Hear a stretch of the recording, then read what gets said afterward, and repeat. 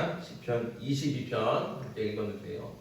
이 22편 시는 시편은 여러 종류의 시가 있잖아요. 찬양시도 있고 또 왕을 위한 시도 있고 그중에 이제 탄원시라는 게 있습니다. 오늘 22편은 바로 그 탄원시 중에 하나죠. 탄원이 뭡니까? 탄원. 우리가 이제 재판받는 사람이 자신의 억울함을 막 주장하잖아요. 그래서 나는 이렇게 죄가 없는 사람입니다. 나를 좀 선처해 주십시오. 나를 내 죄 없음을 좀 인정해 주십시오. 하고 이렇게 판사한테 보내는 거 있잖아요. 그거 뭐라 그래요? 탄원서라고 그래요. 탄원서. 그런 게 탄원이에요. 이제 그 사람만 보내는 게 아니라 이제 재판받는 사람, 감옥에 갇힌 사람 그런 사람뿐만 아니라 주변에 지인들도 보내는 거죠. 아는 사람, 친구라든지 가족이라든지 지인이라든지 이렇게 보내는 거. 이 사람은 착한 사람입니다. 이렇게 죄 짓는 사람이 아닙니다. 원래는 그런 사람이 아닌데 상황이 이렇게 길이 어려워가고 어쩔 수 없이 그런 일을 정했습니다. 한 번만 좀 용서해 주십시오. 재판장님, 판사님 한 번만 선처를 좀 해주십시오. 이렇게 보내는 거예요. 그거 뭐라 그런다고요? 탄원서다. 이게 바로 탄원이라는 거죠. 그러니까 자신의 억울함을 주장하거나 자신의 어려운 상황들을 이렇게 호소하는 글이 바로 탄원하는 글입니다. 오늘 말씀에 이제 탄원시도 마찬가지예요. 시편에 여러 개의 탄원시가 있는데 탄원시라는 것이 같은 겁니다. 그래서 시편에 나오는 이런 탄원시들은 대부분 원수들이나 적들에게 박해를 받거나 또 극심한 질병으로 심각한 고통을 당할 때 하나님께서 자신의 처지를 거기서 구해주기를 간절히 호소하는 거죠. 제발 나를 좀 구해주십시오. 나를 좀 도와주십시오. 이렇게 호소하는 겁니다. 그래서 오늘 시편 22편에도 자신의 괴로운 처지를 아주 적나라하게 표현하면서 하나님의 도움과 구원을 애절하게 간구하고 있는 것을 우리가 말씀을 통해 볼 수 있습니다. 근데 오늘 이 시편 22편은 특별히 예수님의 십자가 사건과 연결이 됩니다.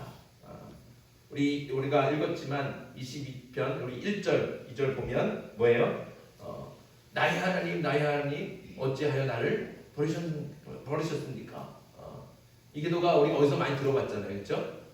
예수님께서 십자가에 달려서 돌아가실 때 그 십자가 위에서 7가지 말씀을 하셨어요. 그래서 가상칠언이다. 그러니까 십자가 위에서 하신 7개의 말씀이다. 그래서 가상칠언 이렇게 얘기하는데 그 중에 하나가 바로 이 말씀이라는 거죠. 예수님께서 뭐라고 그러셨습니까? 엘리 엘리 라마 사박다니. 이게 나의 하나님 어찌하여 나를 버리셨나이까, 이런 뜻이거든요. 근데 이 말씀이 고스란히 어디에 있어요? 오늘 시편 1절에 있다는 거죠. 내 하나님이여 어찌 나를 버리셨나이까. 그리고 오늘 시편 22편 18절에 가면 또 내 겉옷을 나누며 속옷을 제비 뽑나이다, 이렇게 말씀하죠. 이게 어디에서 나타나는 거예요? 십자가 사건에서 예수님의 속옷을 벗겨서 군병들이 어떻게 해요? 제비 뽑아갖고 나눠갔잖아요.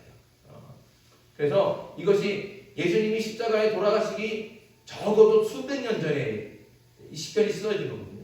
수백 년 전, 적어도 그 이상 될 수 있어요. 1000년도 훨씬 더 전에 이 시편이 쓰여진 건데, 이 시편을 통해서 예수님의 십자가 사건을 미리 보여주고 있는 거예요. 그래서 이 22편을 메시아 예언시 이렇게도 얘기합니다. 메시아 예언시 혹은 메시아 순환시, 이렇게도 얘기를 하죠. 자, 오늘 이 22편은 그렇게 이제 한 사람의 그 고통, 이 시인의 아주 극심한 고통, 그리고 그 고난 속에서 하나님 앞에 제발 자신을 구해달라고 하는 호소, 그 탄원을 담고 있습니다. 오늘 시편의 구체적인 상황을 한번 들어가 보겠습니다. 우선 오늘 본문에는 시인의 어려운 처지를 아주 생생하게 들을 수 있어요. 우리 12절과 13절 말씀, 12절 13절 말씀 같이 읽겠습니다. 시작. 많은 황소가 나를 에워싸며 바산의 힘센 소들이 나를 둘러쌌으며 내게 그 입을 벌림이 짖으며 부르짖는 사자 같으니이다. 네. 자, 그리고 좀 뒤로 넘어와서 16절도 한번 읽어볼까요? 16절 시작. 개들이 나를 에워쌌으며 악한 무리가 나를 둘러 내 수족을 찔렀나이다. 아멘. 그리고 방금 12절, 13절 그리고 16절을 읽었는데 이 말씀 중에 나오는 동물들이 있잖아요. 황소가 나오고 바산의 힘센 소가 나오고 사자강도고 개. 이 동물들은 다 뭘 얘기하겠습니까? 다윗을 위협하고 있는 적들을 얘기하는 원수들을 얘기하는 거죠. 이들이 얼마나 힘이 세고 무서운지 황소처럼 막 달려오는 거예요. 그리고 얼마나 무서운지 마치 입을 벌려서 엉하고 우는 그 사자같이 집어 삼킬 듯이 막 쫓아온다는 거죠. 이런 적들에게 둘러싸여 있는 겁니다. 지금 다윗이 이런 적들에게 둘러싸여서 도망갈 곳이 아무 데도 없어요. 그 심한 고난 가운데 있는 거죠. 게다가 이 시인의 상태가 이 고난을 견디거나 이기기에는 너무나 어려운 상태예요. 힘든 거예요. 자, 14절, 15절입니다.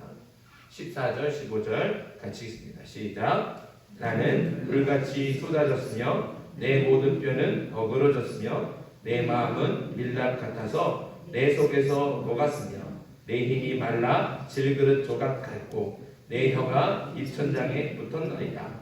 주께서 또 나를 죽음의 진토 속에 두셨나이다. 아멘. 24절 15절 말씀은 이 시인의 상태가 이런 거예요. 지금 어떤 상태가 같이 보입니까? 건강한 모습입니까? 아주 힘있게 막 이렇게 적들을 물리칠 수 있는 그런 몸인 것 같아요? 그러지 않은 거예요. 그래 온몸에 힘이 다 빠져버렸어요. 어디 가세요? 설수조차 없는 거예요. 마치 초가 막 밀랍에 녹아내리는 거. 조금만 밀랍이라고 하는 건 조금만 열이 가해져도 아주 그냥 다 녹아내리거든요. 그런 것처럼 온몸에 힘이 다 빠져가고 설 수도 없는 거예요. 앉을 수도 없는 거예요. 그런데 칼을 어떻게 듭니까? 그러니까 적들과 싸울 힘이 없어요.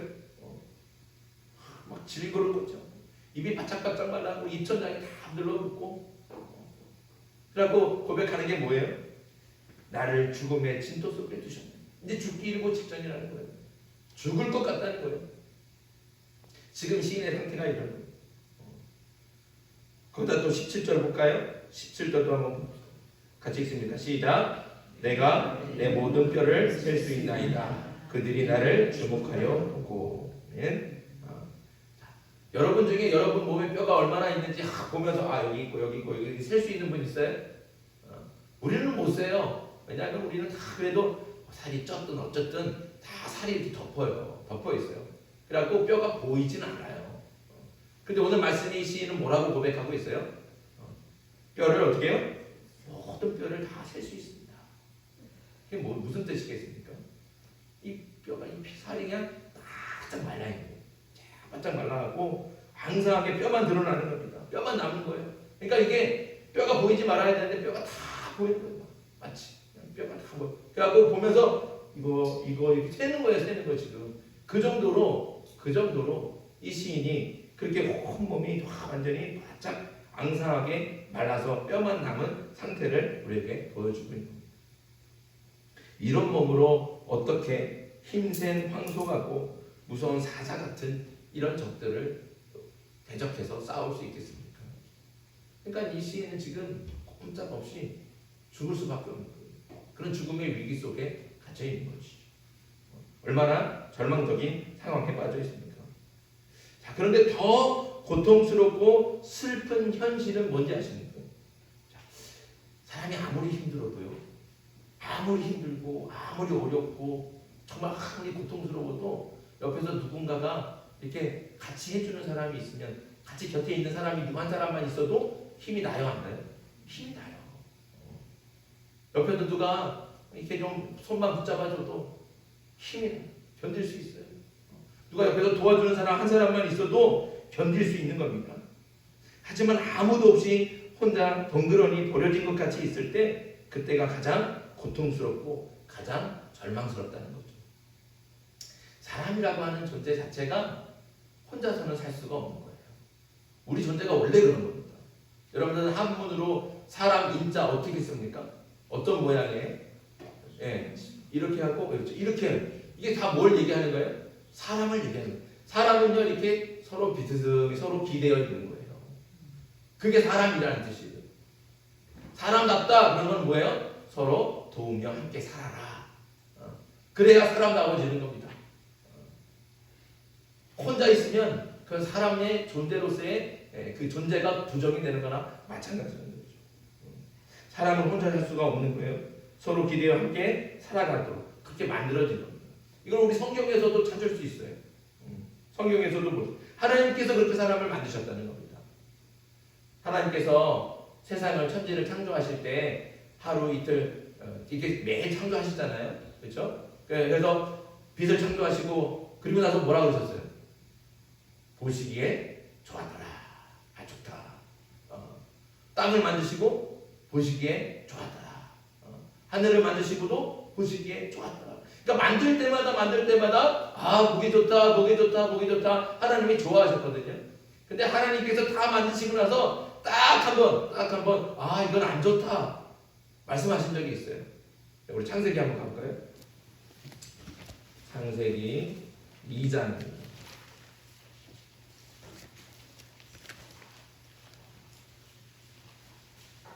창세기 2장 18절. 창세기 2장 18절 앞에 있죠. 자, 구약성경 3쪽 자, 같이 읽습니다. 시작. 여호와 하나님이 이르시되 사람이 혼자 사는 것이 좋지 아니하니 내가 그를 위하여 돕는 뱃길을 지으리라 하시니라. 아멘. 네. 뭐라 그러셨어요? 사람이 혼자 있는 건 저건 아니네. 하나님께서 그러시는 거예요. 다 이것도 좋고 이것도 다 좋다고 했는데 사람이 우두커니 혼자 사는 걸 보니까 야 이건 아니다 생각하신 거예요. 그래서 뭐라고 하셨다고요? 돕는 배필을 만들어 주셨다는 거예요. 그러니까 사람이는 서로 돕는 존재라는 거예요. 돕는 존재. 서로가 서로를 도와야 하지만 사람답게 사는 겁니다. 하나님께서 그렇게 만드셨다는 거죠. 그게 창조 원리라는 거죠. 그래서 사람답다는 것은 이렇게 함께 서로 돕고 살아야 진짜 사람다워지는 겁니다. 그런데 아무도 도와주는 사람이 없고 버려진 것 같이 덩그러니 혼자 있으면 얼마나 쓸쓸하고 비참합니까? 이건 사람이라는 존재가 부정되는 가장 큰 고통이 되는 거예요. 오늘 시편의 시인이 그런 고통을 겪고 있습니다. 자, 6절부터 8절입니다.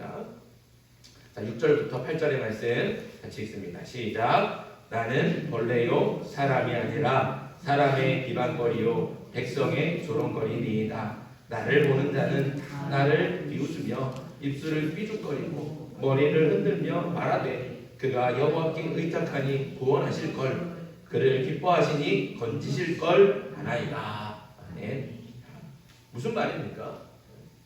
그러니까 이 시인이 이렇게 막 피골이 상접해갖고 막 아파하고 힘도 쓰지 못하고 그냥 이렇게 그 죽은 것과 같이 있는데 그런 시인을 바라보면서 사람들이 전부 뭐라고 하는 거야? 야, 꼴 좋다. 아이고 잘 됐다.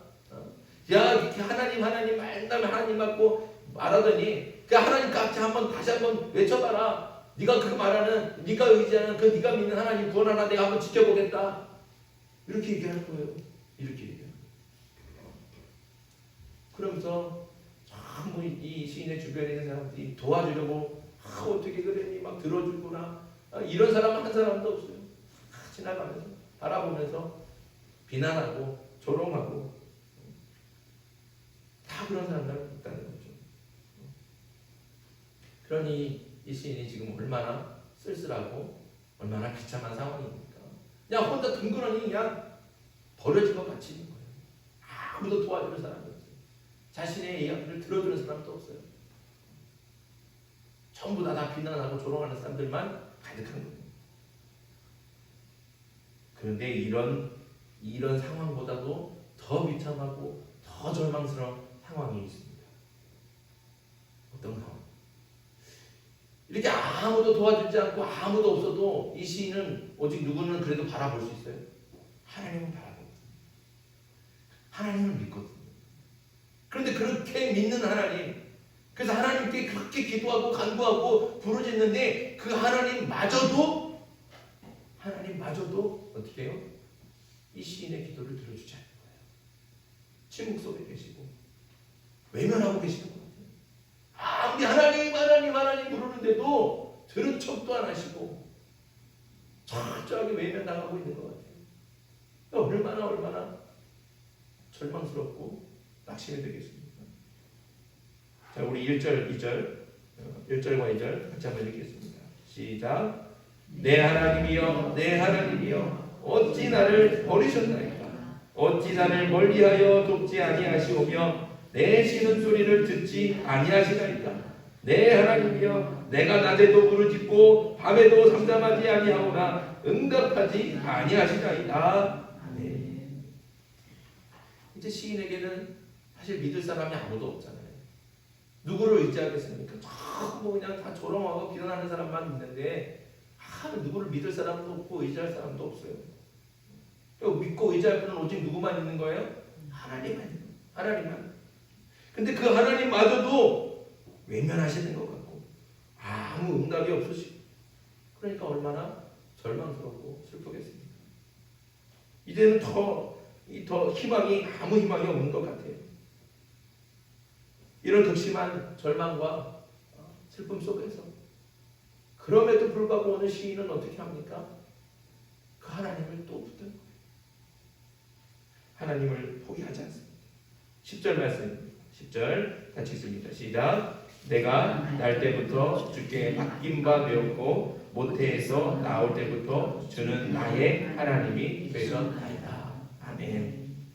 시인은요 자신이 세상에 태어난 것 자체가 하나님의 섭리와 은혜라는 것을 깨달아 알고 있는 겁니다.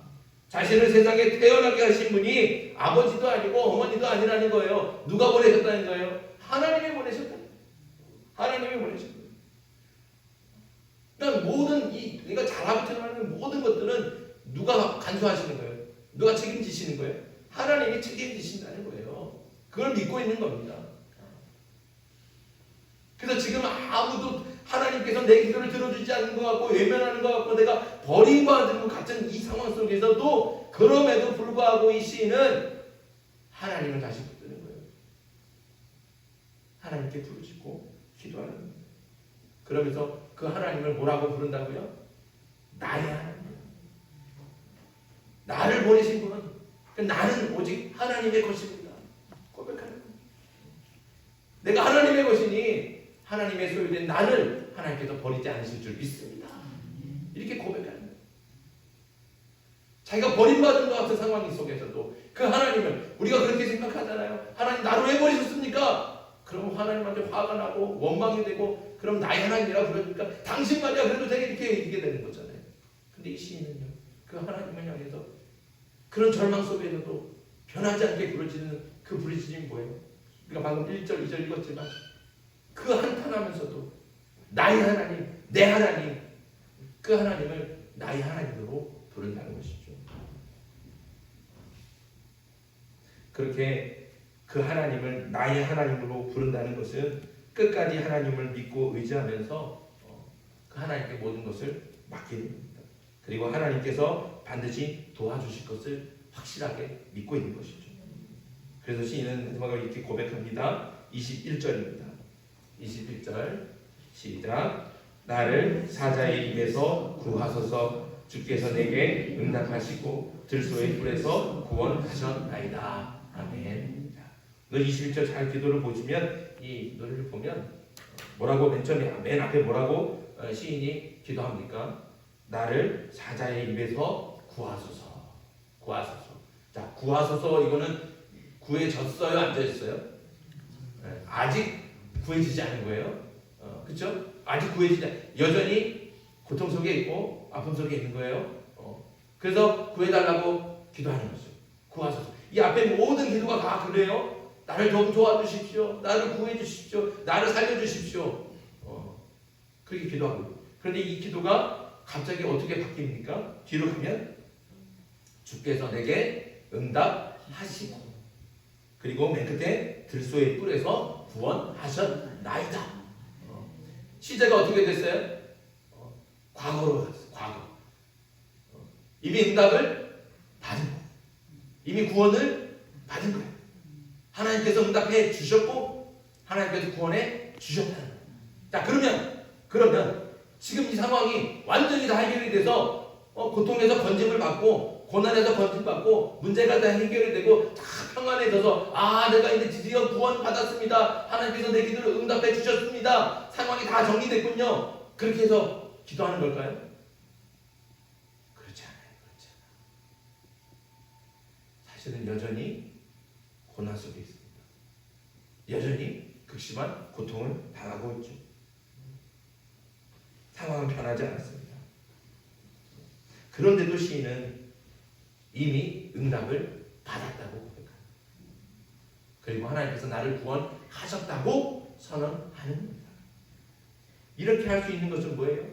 하나님께서 자신을 반드시 구해 주실 것을, 자신의 기도에 반드시 응답해 주실 것을 확실하게 믿기 때문에 그런 거예요. 확실하게 믿으니까 이미 아직 구원받지 못했지만, 아직 응답받지 못했지만 뭐라고 선언하는 거예요? 나는 이미 응답 받았습니다. 나는 이미 구원 받았습니다. 확실하게 선포하는 거죠. 이게 예언적 선언이라고 하는 거예요. 예언적 선언.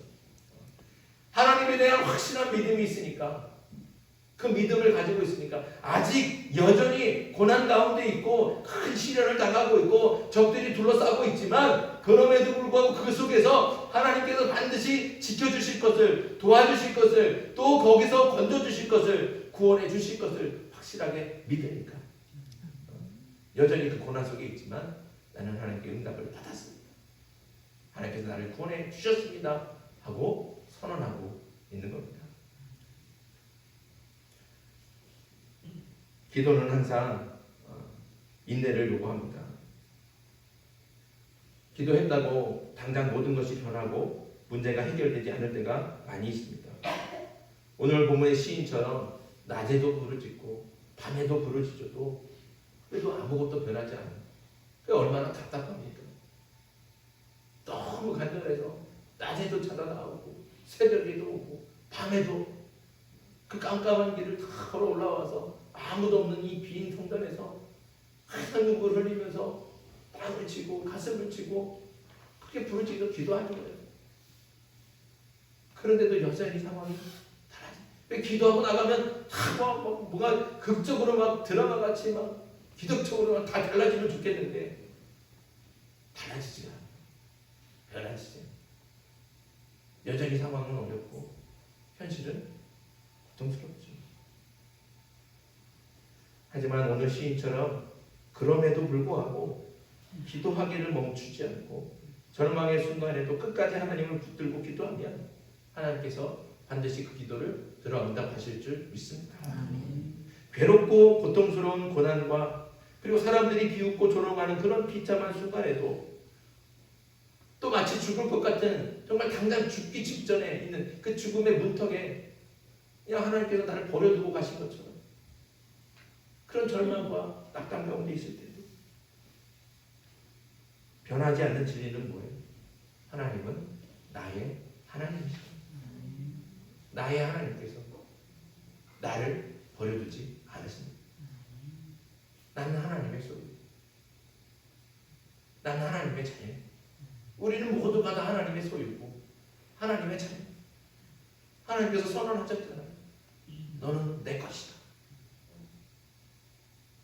그러니까 하나님께서 너는 내 것이다 선언하셨으니까 우리도 같이 선언하는 거예요. 하나님은 나의 하나님이십니다. 그 나의 하나님께서 나를 버리지 않는다는 거예요. 나를 결코 외면치 않는다는 것이죠. 나의 하나님께서 반드시 하나님의 자녀를 도우시고 살리시며 그리고 구원하실 줄 믿습니다. 이 믿음으로 어떠한 고난이라도 아무리 절망적인 상황이라도 나의 하나님께 모든 것을 맡기고 하나님을 의지하며 포기하지 않는 저와 여러분들 되길 간절히 소망합니다. 아무리 기도해도 답답하지, 기도해도 응답해 주시지 않으니까, 변하지 않으니까 답답하죠. 그렇다고 해서 기도하기를 포기하면 안 되는 거예요. 하나님께서 나를 버리셨는구나. 에이 나도 하나님 버려버려. 안 된다니까 안 된다는 거예요. 답답하지만 그럴수록 하나님을 붙들고 나의 하나님 외쳐가면서 하나님께 기도할 때 하나님께서는 가장 적절한 때, 가장 좋을 때, 가장 좋은 하나님의 때 하나님의 방법으로 우리를 도와주시고 우리를 지켜주시며 우리를 반드시 구원해 주실 줄 믿습니다. 그러니 어떠한 상황에도 절대로 포기하지 않고 하나님을 붙잡고 하나님께 부르짖어 기도하는 저와 여러분들에게 간절히 바랍니다. 기도하기를 멈추지 마세요. 기도하기를 멈추지 마세요. 기도가 우리가 살아가는 방법이에요. 우리의 살 길이 어디에 있습니까? 기도에 있습니다. 여기 시인처럼 답답하지만 여전히 고통과 여전히 상황은 변하지 않지만 나의 하나님을 부르짖으며 하나님께 간구하고 기도하기를 포기하지 않고 멈추지 않는 저와 여러분들에게 주님의 이름으로 축복합니다. 기도합니다. 우리 기도하기 전에 찬양 에바다 63장입니다.